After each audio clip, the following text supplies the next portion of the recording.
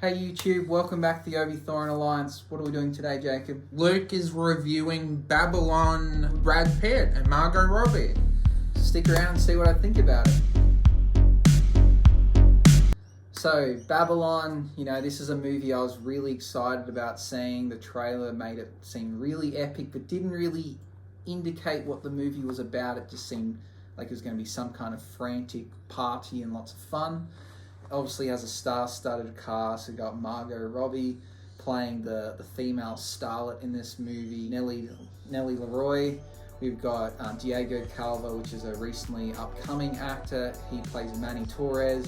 And then we've got Brad Pitt and Tobey Maguire, just to name a few of the other stars throughout the movie. The movie essentially was what the trailer showed. It was just frantic and really had not much context. To summarize really the events that happened in it, it's basically set in the 1920s, Hollywood.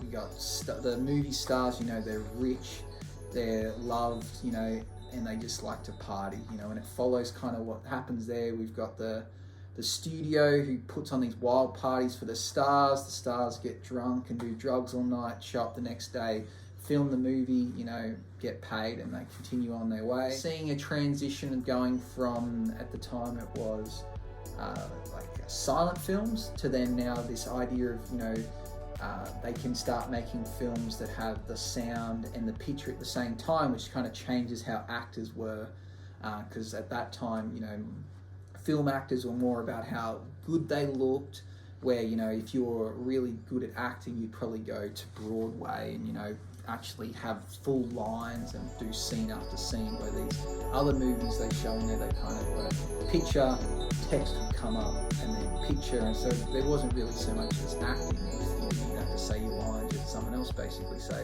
write it for you.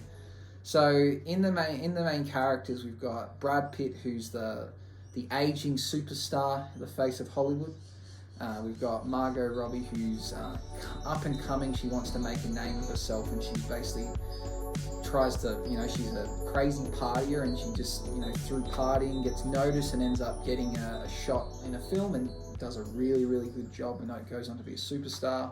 And then we've got Manny Torres, who's basically the main character. He is a Spanish immigrant who, works for this studio and helps with the parties, whether it's picking up the elephants that they're going to have at these extravagant parties, to, disposing of, dead bodies, or, taking people to the hospital, or, driving superstars that are drunk home.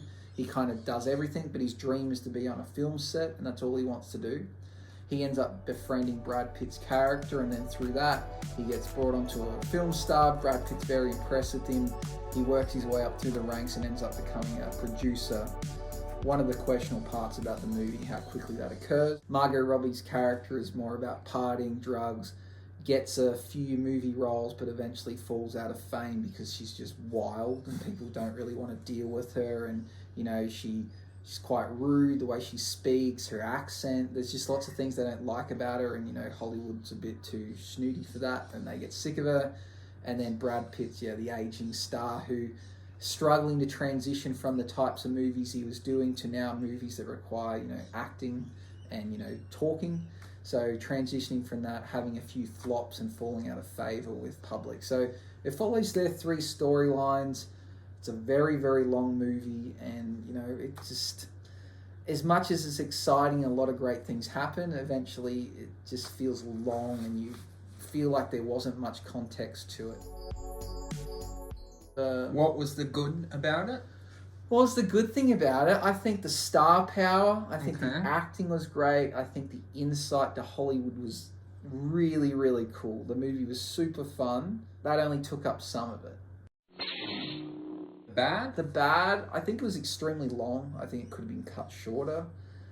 It kind of lacked a lot of context and story at points. The pacing was really off because it was fast and frantic, then it was slow. It just, it just was very two-tone. It was artistic and beautiful, but at the end I don't know if I loved it or hated it, which is an odd feeling for a movie, and I just don't know if I could see myself watching it again. So probably the pacing was the worst part of it, and the length. So what did you score it? So the verdict I gave it 71%, which is... I don't know if that's a fair rating or not. That's just based upon the categories we went with. Basically, the casting and the acting and the visuals are like 9.5 out of 10, like exceptional. But the plot was poor only because it Didn't go anywhere. didn't really go anywhere. It was fast and frantic straight out the gate. Like from the first moment, you're like, this movie is wild.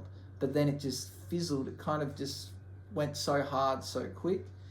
And, there's a lot of things about the story that I probably would have changed, I think, that would have made it seem more appealing to me. I think they could have given it some more context and, built the story better, because the character development was amazing, but the story between the characters wasn't.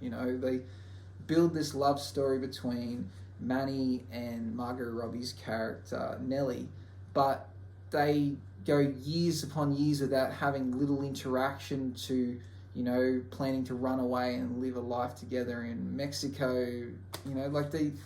They build this, it just out of nothing. Like they're in love instantly. They have nothing to do with each other, and then in love again. The movie is pretty dark and tragic. There's several characters that kill themselves in this movie.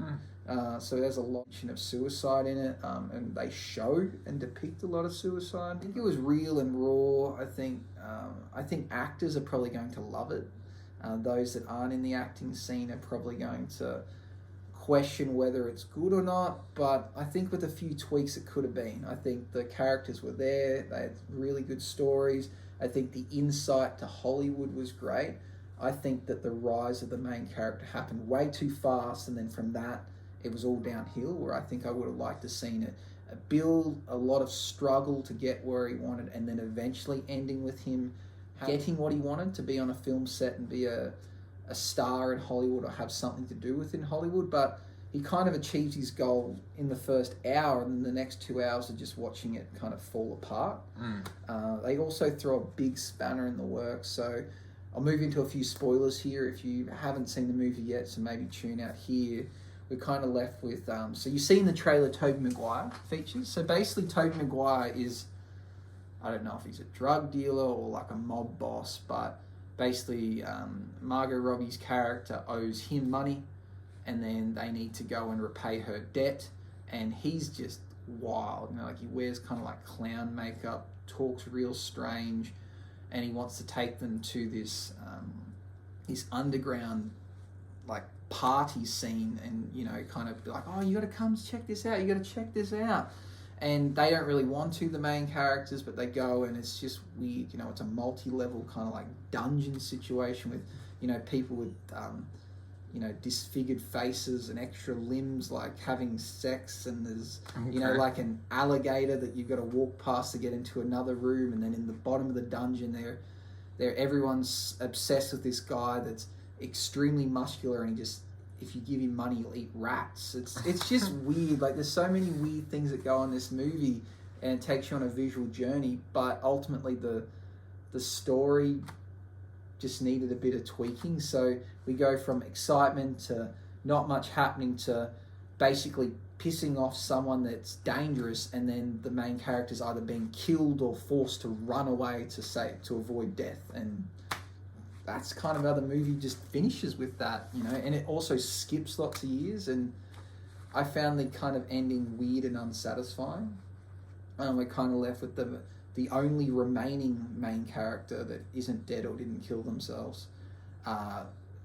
Basically he fled Los Angeles, moved to New York, started a family, then returns to Los Angeles to kind of show his family where he used to work and what he used to do. And then he decides to treat himself to seeing a movie, and he hadn't seen a movie in years. And the movie is kind of a movie about his life and what happened, and he didn't know this movie existed, and it made him really sad and upset, and he was just blown away by how far movies have came in 30 years, and it was a bit odd, and that's just where it leaves. But before it ends, we get this like 5-minute scene of color and randomness on the screen. Like, it's really odd. It's really, really odd. Like, it just shows the screen flickers colors, and there's paint, and we see cuts from different movies, and they even show a scene from Avatar. And he's watching this movie in the 1950s. So I don't know. It's real wild. It's artistic. I think if they shortened the length and tied up a few of the storylines, it was a masterpiece. But the way it is, it's an art piece, so it's everyone's going to see this movie differently. So really hard movie to rate, probably the hardest movie I've ever had to rate, because to love so much of it, but then at the end I generally couldn't recommend it to someone. So did it meet your expectations, and did you walk out of the cinema satisfied?